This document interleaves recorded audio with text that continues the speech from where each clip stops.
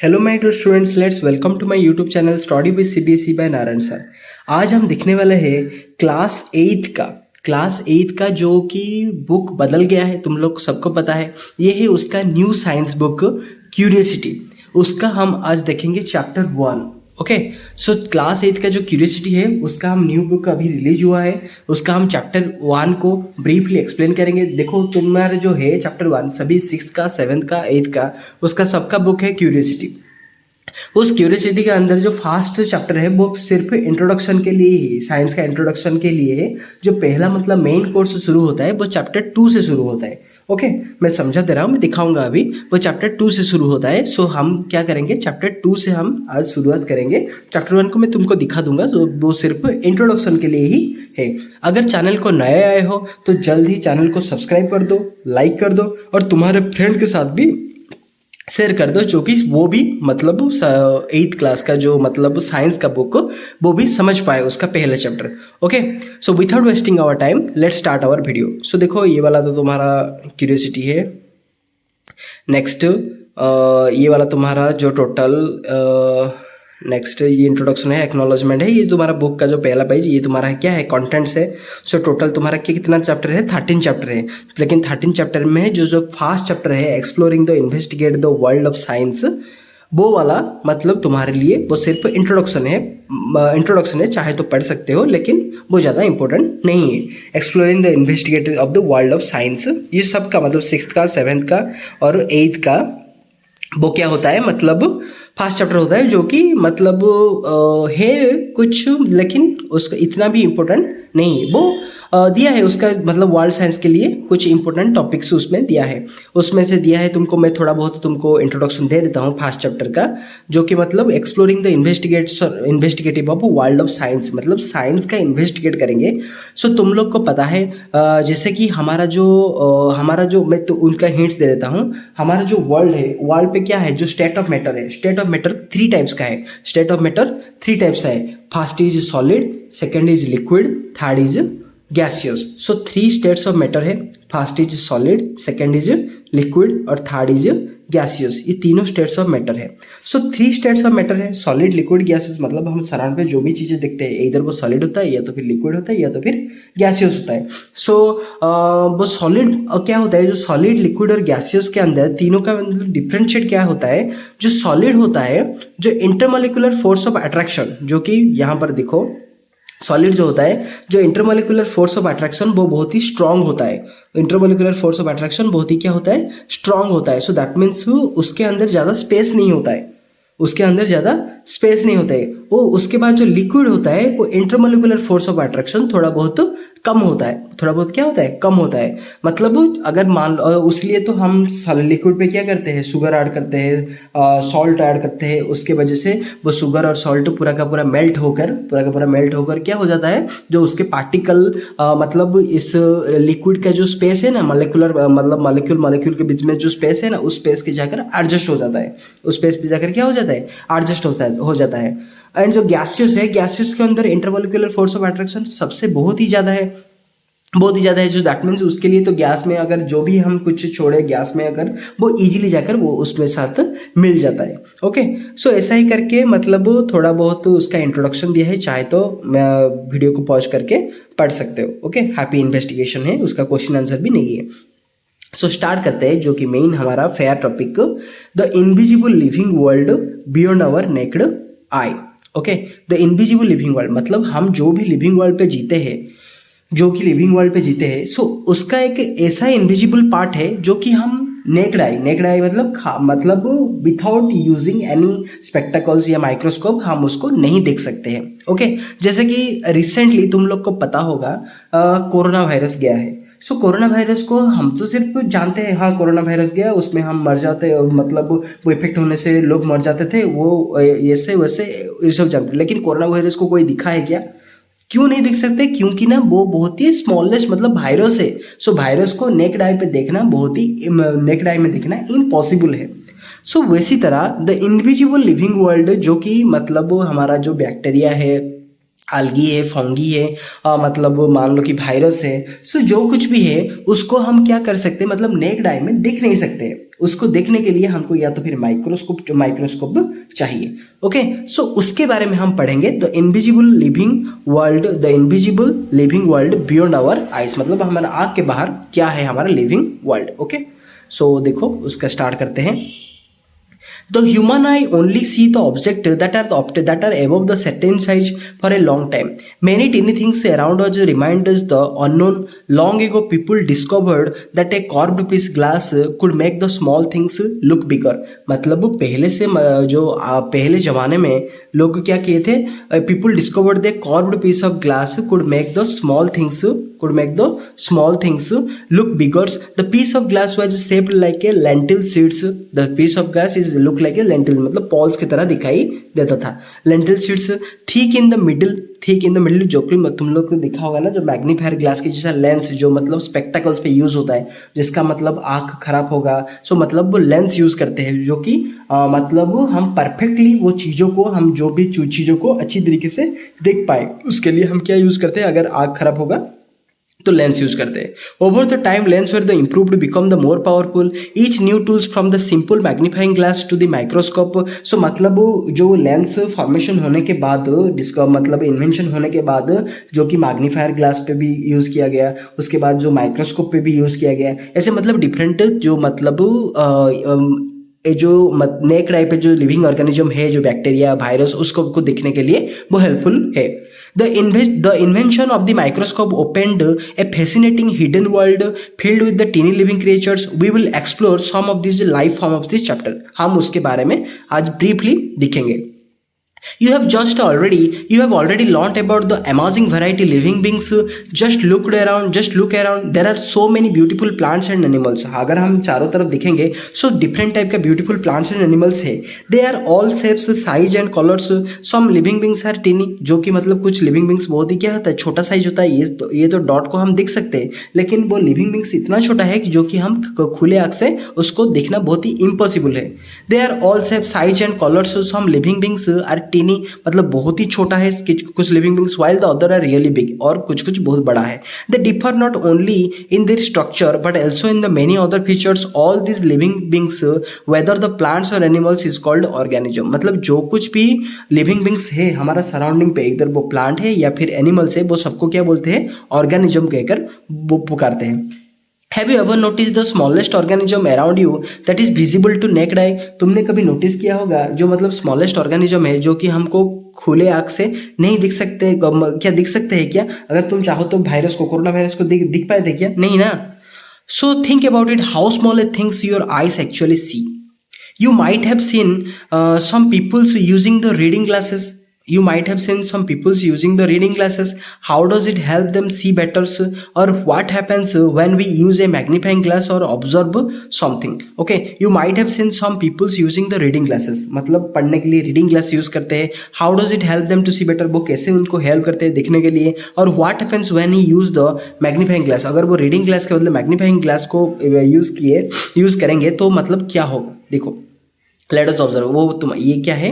ये एक्टिविटी है दिया है कुछ, मतलब take a round bottom flask made of the glass as shown in the figure, fill in water.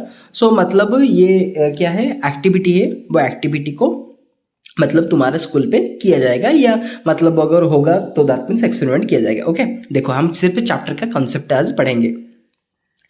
So for a long time, people were curious to explore the teeny organism around them, but they could not see them with their naked eyes. So how did we finally discover this invisible world? अगर मतलब जो पहले से हम छोटे छोटे चीज़ों को नहीं दिख पाते थे, अगर देखा तो मतलब कब से हमने देखना शुरू किया? अब मतलब कैसे दिखा? हम नेक्ड आई से कैसे देखना पॉसिबल हुआ, या कुछ इंस्ट्रूमेंट यूज करके कैसे दिख पाया? देखो, do you know which scientist discovery help us see the tiny world fast times? So देखो, याद रखो, एक मतलब है हमारा जो सेल। सो सेल मतलब क्या है? जो सेल मतलब है एक चीज है हमारा सेल मतलब है हमारा जो कि structural and functional unit of our life. हमारा बॉडी जो मतलब बॉडी जो क्रिएट हुआ है वो सेल को लेकर हुआ है। वो क्या हुआ है? सेल को लेकर हुआ है। अगर मैं तुमसे पूछूंगा एक आंट का सेल और एक elephant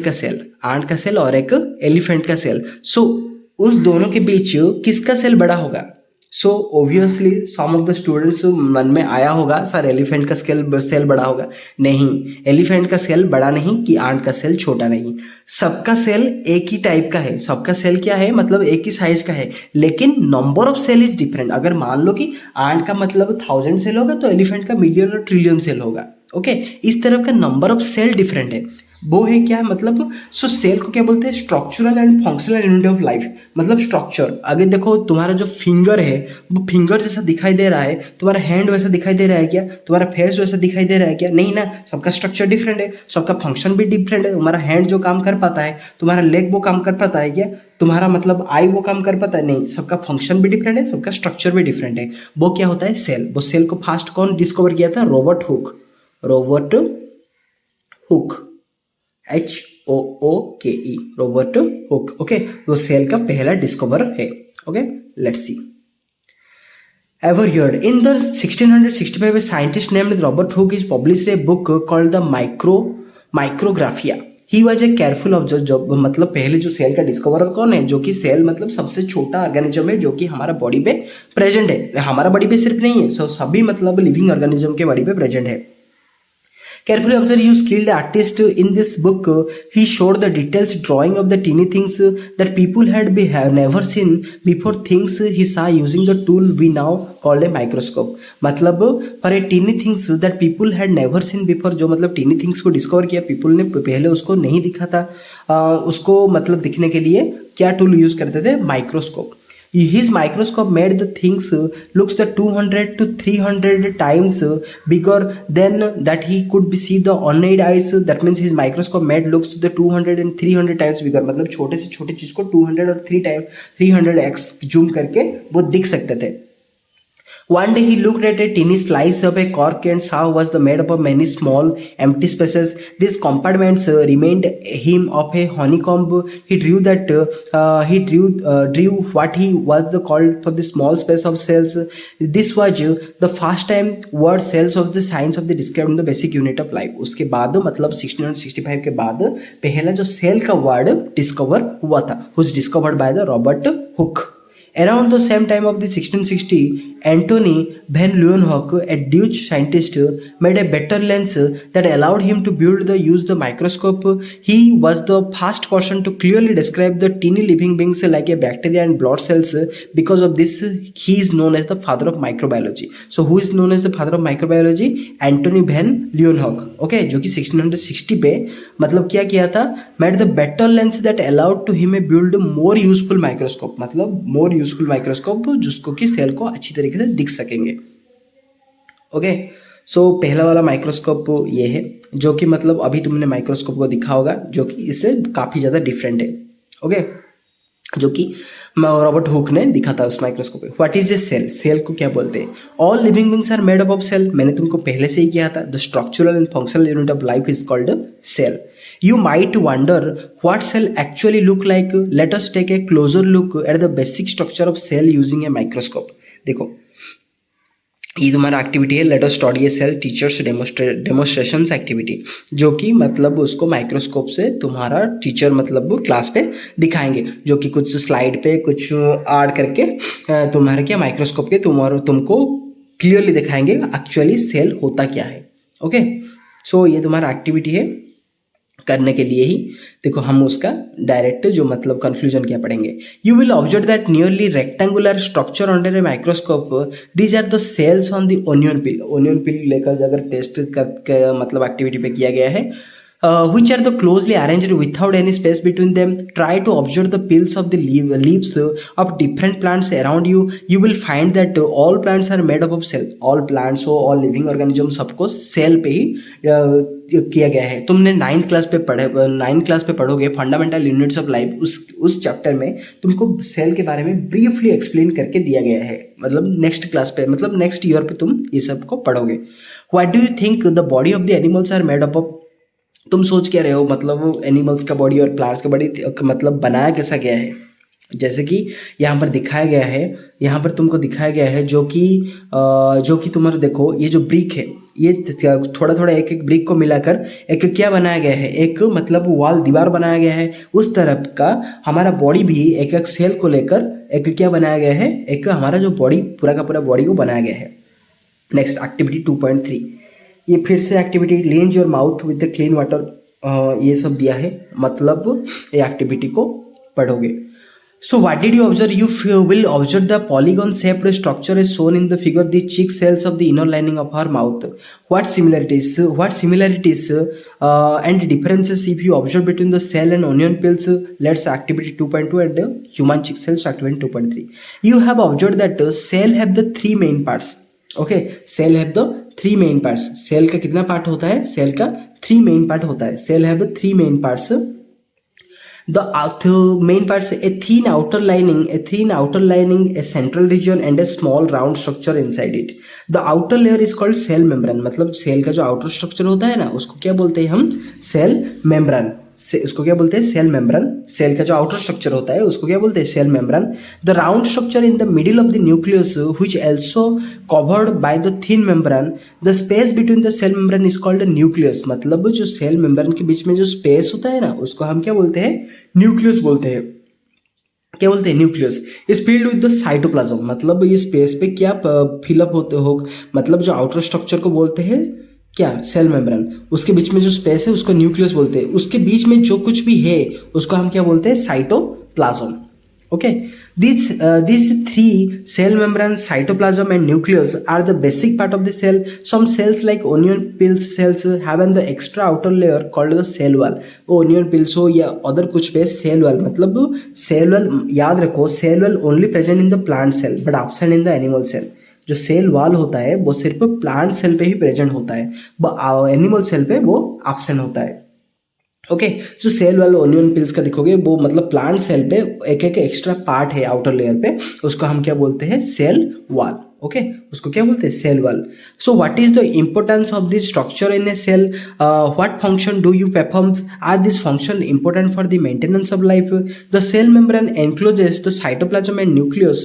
the cell membrane separate the one cell from the another. It is the porous allow the entry material essential for the life process and the exit of the waste material. Okay, the cell membrane enclose the cytoplasm. Cell membrane क्या करता है? यहाँ पर देखो cell membrane वो cytoplasm को enclose करके रखता है। एनक्लोज जैसे कि हमारा ब्रेन पे जो कि स्कॉल है उसका मतलब हम ब्रेन को प्रोटेक्ट करके रखते हैं ना, सो उसी तरह साइटोप्लाज्म को सेल मेम्ब्रेन उसको पूरा क्लोज करके रखता है। It is porous and allow the entry of material essential for the life process and the exit of waste material. वो क्या करता है? उसका मतलब यूजेस क्या है वो कि जो कि it porous and allows the entry of material of essential for our life process. हमारा लाइफ प्रोसेस के लिए मान लो कि जैसे कि हम हमारे लिए कि सबसे एसेंशियल थिंग्स ऑक्सीजन है, उसको मतलब अलाउ करता है, वो जितना ज़रूरत चीज़ है उसको अलाउ करता है, और बाकी के बाकी सब जो यूजलेस थिंग्स है उसको वेस्ट मटेरियल से निकाल देता है। Cytoplasm contains the other components of the cell and the compounds such as carbohydrate, protein, fats, minerals, salt. Cytoplasm में क्या क्या होता है? Compounds such as the carbohydrate है, protein है, fats है, minerals है, salt है, ये सब कुछ है। Most of the life process takes place within the cytoplasm, जो कि मतलब most of the life process वो मतलब कैसे बनाया है? वो cytoplasm से बनाया गया है। Okay, next. The nucleus regulates all activities that occur within the cell. It also regulates the growth. मतलब न्यूक्लियस क्या करता है? जो सेल को ग्रोथ करने के लिए हेल्प करता है। जैसे कि देखो हमारा बॉडी ग्रोथ होता है ना, हमारा बॉडी दिन भर दिन बढ़ता जाता है, सो दिन भर दिन बढ़ता जाता है, so that means nucleus regulates all activities that occur within the cell. मतलब जितना भी हमारा बॉडी के अंदर जो होता है, ग्रोथ होता है, जो कुछ भी होता है, जो हमारा जो मेटाबॉलिक का एक्टिविटी, वो सबको कंट्रोल कौन करता है? वो सबको कंट्रोल करता है हमारा ये सेल, वो सबको कंट्रोल करता है सेल। जो कि मतलब the nucleus regulates all activity occur within the cell, also regulate the growth. The cell wall in the plant cell provides the rigidity and strength of the plant. जो कि plant का जो outer structure होता है वो क्या मतलब वो तो हार्ड होता है ना, वो कैसे किसके वजह से होता है? सेल वॉल की वजह से होता है। This is why all cells are arranged compactly with each other and look firm in the structure. Okay, step further उसके बाद cell in all parts of the plants have the tiny rod shaped structure called the plastids. Cell के अंदर जो टिनी rod shaped structure है उसको क्या बोलते हैं? प्लास्टिड। याद रखो सेल वॉल एंड प्लास्टिड, वो की बुक में नहीं दिया है, मैं तुमको बता रहा हूँ। Cell wall and plastid only present in the plant cell but absent in the animal cell. क्या क्या है, सेल वॉल एंड प्लास्टिड, जो कि मतलब प्लांट सेल पे ही अवेलेबल है, एनिमल सेल पे एब्सेंट है। ओके, सो सेल वॉल का क्या काम है, सेल वॉल मतलब outer structure of the plant, it provide the strength and rigidity of the plant, मतलब रिजिडिटी मतलब जो hardness of the plant, plant का जो हार्डनेस होता है ना, जो आउटर लेयर का, उसको सेल वॉल ही प्रोवाइड करता है। सो ऑल पार्ट्स जो सेल पे रॉड शेप्ड स्ट्रक्चर होता है उसको क्या बोलते हैं, plastids. Some plastid like the chloroplast contain the chlorophyll pigments. तो क्लोरोप्लास्ट कंटेन क्या, उसको क्या होता है, क्लोरोफिल पिगमेंट कंटेन करके रखा मतलब रखता है। जो क्लोरोफिल का काम क्या है, जो फोटोसिंथेसिस टाइम पे जो क्लोरोफिल ही जो ग्रीन कलर पिगमेंट है जो कि सनलाइट को ऑब्जर्व करके खुद के लिए फूड प्रिपेयर करके प्लांट का डिफरेंट पार्ट को प्रोवाइड करता है। Okay, chlorophyll which makes them the green and help the photosynthesis, वो क्या करता है, फोटोसिंथेसिस हेल्प करता है। In the non green parts they help the storage of substance. Plant cells also have a large empty looking space called vacuoles. Plant cell also have a large empty looking space is called vacuole। देखो यहाँ पर है structure है, मैं तुमको दिखा दे रहा हूँ, sorry.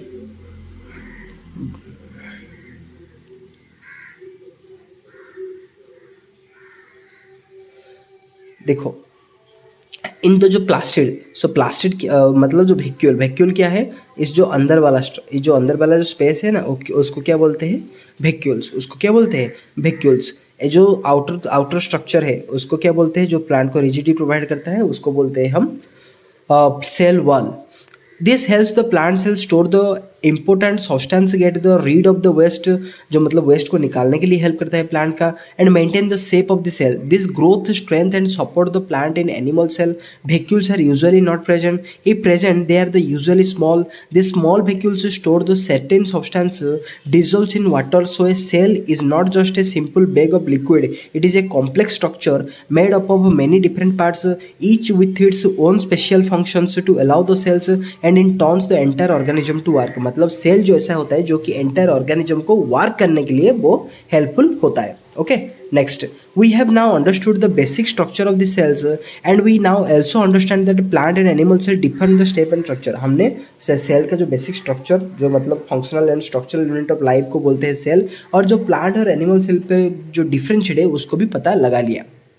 Okay, do different animal cell also very in their shape and structure. देखो यहाँ पर है मसल सेल, यहाँ पर क्या है, मसल सेल, उसको नीचे है, उसका नीचे क्या है, उसका नीचे है नर्व सेल्स। नॉर्व मतलब क्या होता है, जो कि हमारा पूरा थ्रू आउट बॉडी पे स्प्रेड होकर होता है। अगर मान लो कि हमको एक आंट बाइट कर लिया, सो दैट मीन्स हमारे ब्रेन के पास वो मैसेज पहुंच जाता है ना।